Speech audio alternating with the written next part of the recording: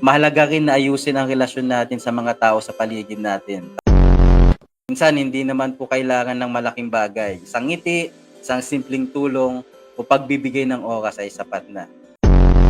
Make Jesus the center of your life or the real reason for this season. Ano ang paghahanda na ginagawa mo ngayong paparating na Pasko?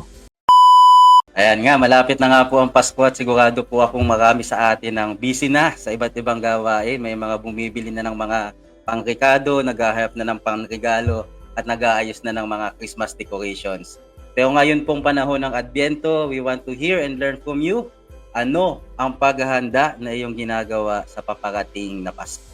Ayan, siguro sa akin, brother, medyo naging paalala at na-inspire po ako sa Ebanghelyo kahapon mula sa Luke chapter 3 verses 10 to 13, kung saan iba't ibang klase ng tao yung lumapit kay Juan Bautista, mga pangkaraniwang tao, mga tax collectors, at maging mga sundalo, nagtatanong, ano ang dapat naming gawin? Parang ganun rin yung tanong niya sa atin yung ano ang dapat nating gawin to prepare and be saved. So ang sagot doon ni Juan Bautista ay simple pero malalim at talaga naman pong sapul ako. Ang sabi niya doon, maging mapagbigay, maging tapat, gamitin ang iyong kapangyarihan or influence para sa kabutihan, maging mababa ang loob at ituro si Jesus. Yan, make Jesus the center of your life or the real reason for this season.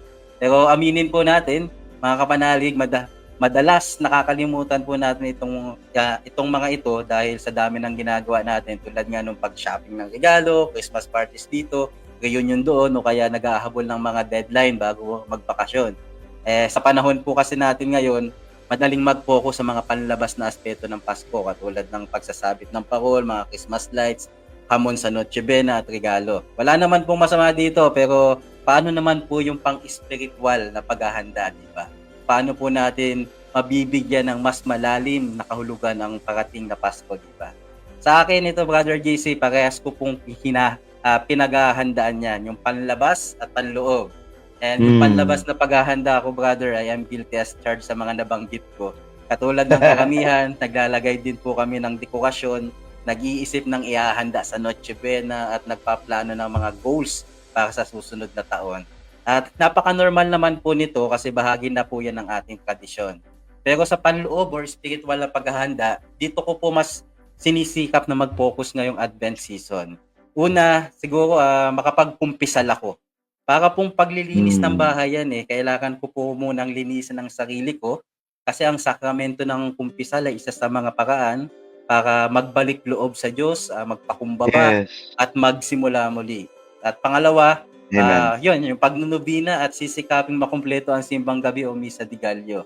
Pangatlo siguro, ito, reconnect with family and friends. Para sa akin po kasi, mahalaga rin na ayusin ang relasyon natin sa mga tao sa paligid natin. Tawagan ang mga matagal nang di nakakausap, mag-sorry kung may nasaktan tayo, magpasalamat kung may tumulong at kung may mga maagang nagbigay ng pamasko. And siguro ito, idagdag ko din yung paggawa ng simpleng kabutihan. Tulad nga po ng sinabi ni John the Baptist kahapon, maging mapagbigay. Minsan, hindi naman po kailangan ng malaking bagay. Isang ngiti, isang simpleng tulong, o pagbibigay ng oras ay sapat na.